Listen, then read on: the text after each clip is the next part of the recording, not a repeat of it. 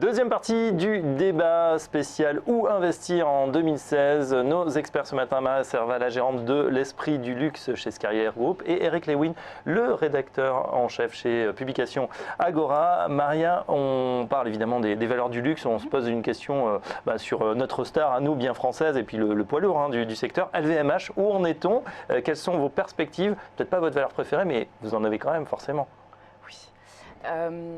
Pas valeur préférée pour les raisons que je vous ai expliquées tout à l'heure de tourisme en Europe, mais ça reste le leader du secteur, qu'on aime beaucoup parce que c'est un acteur qui est diversifié. Le point d'interrogation, c'est de savoir quels vont être les chiffres sur le quatrième trimestre, quel va être l'impact du consommateur chinois sur les chiffres et quel est l'impact météo aussi sur ce genre de dossier. On le rappelle, c'est vrai que les deux derniers trimestres ont été chargés. On a eu l'impact de la Chine, on a eu ensuite les attentats à Paris. Évidemment, beaucoup moins de touristes étrangers. On sait que c'est notamment les touristes chinois maintenant qui sont devant les Américains ou d'autres continents pour acheter. Bon, les magasins n'étaient pas complètement vides. Il y a eu un rattrapage dans la dernière semaine. Mais évidemment, il faut attendre ces chiffres du quatrième trimestre pour savoir si la dynamique est toujours là. C'est ça. Il nous faut un peu plus de couleur sur le mois de janvier. Après, on est tombé sous les 140 € et en termes de valorisation, on est en dessous des moyennes 5 ans. C'est un dossier qui est intéressant à ce niveau-là et qui est très solide. C'est-à-dire qu'on n'aura peut-être pas des croissances à 2 chiffres comme on l'a vu en 2015 pour l'année 2016, simplement parce qu'on n'aura pas l'effet devise qu'on a eu en 2015. Mais on reste sur des taux de croissance organique autour de 4-5% qui restent très honorables. Évidemment, là, Eric, on est très loin des small et mid cap. On le disait, souvent, ce sont ces grosses maisons qui vont être prédateurs sur des petits dossiers. Dans le secteur du luxe, est-ce qu'il y a finalement des petites boîtes? Écoutez, moi je tiens à vous rappeler quand même que j'édite aussi une lettre PEA, où je m'occupe des grandes valeurs. Donc je suis vous mettez LVMH. Non, moi j'ai mis Kering parce que je trouvais la valeur pas très chère. Je pense que c'est un bon call sur Gucci et j'ai l'impression que le plus dur est passé et que la valeur est beaucoup moins chère qu'LVMH. Je pense que Maria va pas me dire l'inverse. Oui, vous avez raison. Après, c'est une histoire différente sur Kering. Ce qui importe aujourd'hui, c'est la croissance organique au niveau de Gucci. Le premier trimestre 2015 avait été très mauvais. Le deuxième trimestre, un peu meilleur, mais c'était expliqué essentiellement par des soldes massives en Asie pour écouler les stocks. Et le troisième trimestre, le titre s'était repris, mais simplement parce que le discours du management avait été positif sur la collection du nouveau designer. Parce qu'il faut savoir qu'il y a eu un changement de management, un changement de designer, et qu'on attend beaucoup de cette nouvelle collection sur le quatrième trimestre. Donc ce qui nous importe vraiment, c'est qu'est-ce que va faire Gucci sur le Q4. Et peut-être cherry on the cake sur l'année prochaine, à voir, j'ai pas d'idée réelle de timing, mais ce qu'ils vont faire depuis mars, si ça va sortir du giron ou pas. Ils ont des difficultés, effectivement. Donc dans cette lettre PEA, Eric, qu'est-ce que vous recommandez à part LVMH? Publicis. Publicis, c'est votre call Non, c'est pas ce mois-ci, c'est Safran, parce que je trouve que le nouveau moteur marche très bien. Vous savez, ils ont créé un nouveau moteur qui est l'un des moteurs qui marche le mieux dans le monde. Leur division sécurité, notamment avec Morpho, est une division qui se porte très bien. L'État ne va pas vendre de titres pendant 6 mois. Vous savez qu'il y avait un reclassement de titres. Moi, j'ai le sentiment que sur Safran, on peut y aller au cours actuel. On a également du Kering. On a de l'air liquide, mais ça comme tout le monde. Et puis, je m'interroge sur 2 dossiers, sur Accor et sur Publicis, parce que je trouve que la sanction est quand même excessive sur Publicis. Certes, ils ont perdu des contrats aux États-Unis. Le titre est quand même à son plus bas depuis 6 mois. Et quand on regarde la valeur de l'entreprise rapportée aux résultats opérationnels, on est sur des niveaux de 10 au cours actuel. C'est quand même pas très cher pour une valeur qui ne fera peut-être pas 5% de croissance organique en 2016, mais qui fera quand même entre 1 et 2%, donc c'est pas si catastrophique que ça. Ouais, c'est important d'avoir effectivement des grands repères, les grosses sociétés qu'on peut mettre en portefeuille, qui sont un peu tout temps, parce que finalement, il y a quand même du dividende, il y a quand même de la croissance, quoi qu'on en dise. Elles vont être impactées, évidemment, tout le monde est pris par ces flux en ce moment, mais ce sont les poids lourds qui font un fonds de portefeuille. Oui, écoutez, et puis elles vont être impactées. Il faut voir quand même que le CAC, il y a 2 mois et demi, était à 5000 points, et que là, on est à 4380 points. Donc on a quand même déjà perdu 600 à 700 points sur les marchés.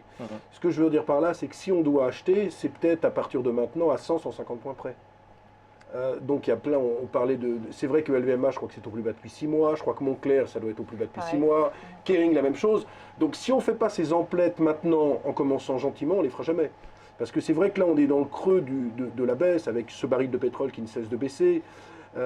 avec également les inquiétudes en Chine et des marchés chinois qui ont été fermés ce matin, avec le discours de la Fed qui était quand même très, très dur. Vous avez vu que le vice-président de la Fed, Stanley Fischer, a dit que les investisseurs étaient un petit peu trop timides et qu'il pourrait y avoir 4 hausses des taux en 2016. Ouais. Donc c'est vrai qu'il y a un faisceau d'éléments, sans parler d'Apple, qui font qu'on est un peu noir sur les marchés. Mais vous savez très bien que ça peut rebondir aussi dans tous les sens à un moment ou à un autre. Ouais. Et donc, là, on ne va pas passer tout. Voilà, on est dans ça les va quand même 3-4 très vite. premiers jours. Écoutez, ça va quand même très vite. Là, on est à 4375 points.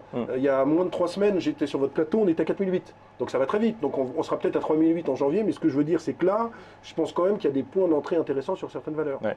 Donc il faut en profiter. Maintenant, justement, deux valeurs dont vous nous avez parlé, deux autres valeurs, Maria Serva, c'était Moncler également. Moncler, bon, Hughes, on en a parlé, elle va machin en parler.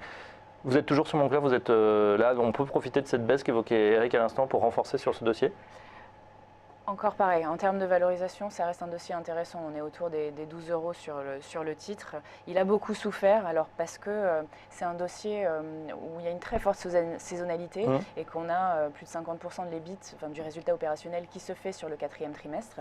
On avait un début du trimestre qui était plutôt bon, selon le management, et les inquiétudes sont portées aujourd'hui sur l'impact météo au mois de décembre. On a un hiver très très doux et on se dit, basiquement, investisseur, est-ce qu'on va acheter des doudounes au mois de décembre si on a 15 degrés à l'extérieur? Ouais, doudounes, on ne sait pas, les impairs en tout cas, je sais pas, voilà, ils ont une collection, on peut commencer à les mettre en, en rayon. C'est-à-dire qu'ils ne vendent pas que les doudounes. C'est le leader de la doudoune, mais ils ont également une gamme d'accessoires, de vestes, etc. Donc ce n'est pas que de la doudoune. Certes, c'est le produit phare, mais on aura peut-être un ralentissement sur le mois de décembre, mais je pense que c'est pricé, c'est dans les cours. Ouais, la doudoune qui cartonne cette année, hein, on en verra sûrement, la doudoune Moncler encore mieux. Eric à l'instant évoquait effectivement Apple, inquiétude sur Apple. Bon, une fois n'est pas coutume, on a l'habitude de records qui se battent record après record. Ça fait partie, Apple, pardon, de votre fonds. On n'en a plus en portefeuille, non. Ah, vous l'avez enlevé. On n'en a plus en portefeuille. Pour quelle raison justement? Pour des inquiétudes finalement qui sont portées sur les ventes de fin d'année. C'est-à-dire qu'on était assez positif début d'année et puis on a eu des chiffres qui nous ont laissé penser que le titre pourrait décevoir sur la période de Noël. C'est inquiétant, Eric, effectivement, d'avoir la première capitalisation boursière comme ça qui montre, on va dire, des signes de faiblesse. On en est loin, mais quand même, c'est vrai que forcément, il y a des dégagements. C'est un titre qui vaut cher. Sur Apple, on a l'impression qu'il y a un problème d'innovation. C'est-à-dire que le 4 faisait rêver, l'iPhone 5 faisait rêver, on a tous acheté le 6, le 6S, mais que là, ils sont un peu au bout du bout. C'est-à-dire qu'on a l'impression que ça patine en termes de vente d'iPhone 6S. Sur l'iPad, ça marche encore, mais ils sont concurrencés, les produits sont chers, donc il y a beaucoup quand même d'interrogations, non pas sur la société à terme, mais peut-être sur le business model, sur le fait de pratiquer des prix aussi forts dans un contexte économique qui est un petit peu plus morose, et puis c'est normal qu'il y ait un ajustement à la baisse qui se fasse après le parcours phénoménal du titre depuis quelques années. C'est quand même devenu, je crois que ça vaut quand même encore 600 milliards de dollars en bourse, première capitalisation mondiale, et de loin, puisque je crois que Facebook ou Google doivent être à 360 ou 370 milliards. Donc c'est normal qu'il y ait une pause, c'est normal qu'il y ait des interrogations. Sur les produits, moi je ne suis pas convaincu sur les derniers modèles que j'achète. Moi, chaque fois qu'il y a un Apple qui sort, un iPhone, un iPad, j'achète. C'est un Apple. Sur les derniers, je ne suis pas super convaincu. Il n'y a pas une super innovation. Non, je suis pas. Il a montre, l'iWatch, je ne suis pas non plus. Justement, ils ont recruté pas mal de poids lourds aussi au niveau des ressources humaines, du luxe. Ils voulaient, et vous l'avez dans le. Enfin, il est dans le scope de votre fonds Esprit du Luxe. Ça veut dire que cette montée en gamme sur des produits finalement qui à la base ne coûtent pas très cher en termes de composants, c'est une image qu'ils essayent de bâtir de groupe de luxe avec ces Apple Store évidemment. Ah bien sûr, c'est évident. C'est évident et c'est une des raisons pour lesquelles elle fait partie de notre univers d'investissement, c'est-à-dire que c'est une société qui répond aux critères du luxe. C'est une marque forte avec un certain ancrage, des prix élevés, mais pas que, et un réel savoir-faire derrière. Après, évidemment, il y a tout le service après-vente, des choses beaucoup moins glamour. Ça marche ou ça marche pas. Un autre dossier que je voulais évoquer avec vous, c'est Fiat et bien sûr Ferrari, qui est plus dans le luxe que Fiat. Fiat, évidemment, qui a subi le détachement, on va dire, du titre Ferrari, moins 30% ou moins 36% hier à la clôture. Est-ce que Ferrari fait partie des valeurs que vous allez regarder, que vous allez mettre en portefeuille ? Je vous le disais la dernière fois, on en a eu un portefeuille, on avait participé à l'introduction en bourse, mais ça n'a pas été un franc succès pour un problème, je pense, de multiples de valorisation qu'il fallait y appliquer secteur automobile ou secteur du luxe, sachant que c'est un business model qui est plus proche à mon sens du secteur du luxe et le marché ne l'avait pas entendu en ce sens et l'introduction n'avait pas été un franc succès. On en est sorti et on n'a pas l'intention pour le moment d'y revenir. Ok, donc pour l'instant, on se calme effectivement. Sur le secteur auto, c'est vrai que c'est un secteur qui a cartonné. Il y a pas mal aussi de petites boîtes qui, dans le sillage, vous évoquez beaucoup d'équipementiers automobiles. Équipementiers qui ont été rachetés, même vous évoquiez effectivement le rachat de Montupet par Linamar. Est-ce que ça va continuer? Est-ce qu'il y a des cibles là aussi Écoutez, intéressantes? moi j'aime beaucoup un dossier comme Faurecia. Faurecia, oui. Ils viennent de vendre il y a quelques semaines leur division Pare-Choc à Plastic Omnium. C'était la division la moins rentable du groupe puisqu'il y avait 3,5% de rentabilité alors que le groupe c'est 5%. Je trouve que le titre est vraiment pas cher. Ça doit valoir Faurecia VE sur ROC autour de 6, PER autour de 7. Je pense que franchement dans le secteur, c'est la plus belle valeur à jouer. Maintenant, il y a toute une série de petits opérateurs comme Le Bélier, comme MGI Coutier, comme Delfingen, qui pourraient être un jour ou l'autre achetés parce qu'ils sont sur des niches porteuses dans un secteur qui est encore excessivement atomisé, parce qu'on parlait des services informatiques qui est atomisé, mais dans les équipementiers automobiles, c'est extrêmement atomisé, et de plus en plus, les grands donneurs d'or, les constructeurs, veulent travailler avec 3-4 groupes et non plus avec une vingtaine de groupes. Donc mon sentiment, c'est que là aussi, dans ce secteur, il y aura des opérations financières cette année, ça je vous le signe sur papier. Il y aura des concentrations. Au niveau des IPO, vous voyez une année aussi riche que l'an dernier? Écoutez, l'an dernier, on avait été quasiment au record de 2010. Il y avait eu 42 IPO l'an dernier, 48 en 2010. Il faut quand même savoir que l'an dernier, il y avait eu 5 milliards de levées de fonds en tout. Mais il y a eu 4 sociétés qui ont fait 85% du marché. C'est bien sûr Amundi, c'est Europcar, c'est SPI et c'est Elis. Si on regarde maintenant sur la cible Alternex, il n'y a eu que 121 millions d'euros de levée de fonds avec 9 millions d'euros en moyenne. Donc ça reste quand même assez faible. Moi j'ai le sentiment que dès que les marchés auront fini leur crise, etc., il y a des sociétés qui vont revenir.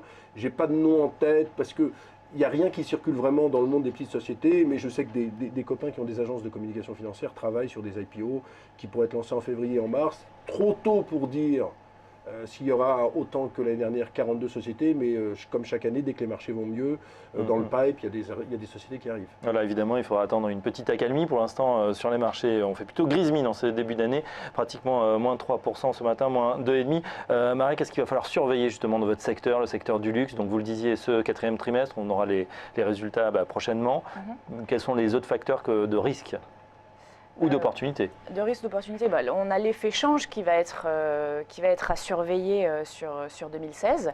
Ce sont des sociétés qui couvrent l'effet devise, donc on va avoir un impact positif au niveau des marges dès l'année prochaine. Donc ça, c'est le premier élément à avoir en tête. Et puis de surveiller le flux touristique et de savoir si la consommation de produits de luxe se reporte en Asie, en Corée, au Japon, savoir également comment se porte le marché américain, parce qu'on a eu en 2015 un flux touristique massif en Europe de clients asiatiques, mais également américains, et la consommation de produits de luxe aux États-Unis a été assez atone, donc c'est à surveiller, et on pourrait avoir des bonnes surprises outre-Atlantique, mais ce qui sera vraiment très important, ça va être la couleur que vont nous donner les managements de ces sociétés dès la mi-janvier lors des prochaines publications. Et en attendant, donc, on rappelle vos valeurs fétiches, en tout cas Youx et Moncler, que vous avez toujours en portefeuille. Pas de petits français ou gros français? De gros français à surveiller, LVMH sur ces niveaux-là, je pense. Et LVMH en fond de portefeuille qu'on peut remettre. Eric Lewin, quant à vous, vous nous avez recommandé Faurecia, toujours du côté des équipementiers. Groupe Gorgé, surtout pour ses filiales d'impression 3D. Gerbet, dont je parlais tout à l'heure, dans les produits de contraste. L'histoire boursière des pas finie. Et puis une petite, peut-être, Antevenio. Marketing digital en Espagne, société pas chère, valeur d'entreprise rapportée au résultat d'exploitation à 4 actuellement, donc pas cher, on peut y aller, mais petite boîte, ça vaut moins de 20 millions d'euros de capi, mais c'est peut-être le petit joker du jour. Voilà, on a fait le grand écart ce matin entre effectivement les toutes petites boîtes et puis les poids lourds du CAC type MVMH. Merci à nos deux invités, Maria Servalet, gérante du fonds L'Esprit du Luxe chez Skylar Group, et Eric Lewin, le rédacteur en chef chez Publications Agora. Ce débat est terminé, on reprend demain matin avec un débat spécial crowdfunding immobilier. Bonne journée à tous et à demain.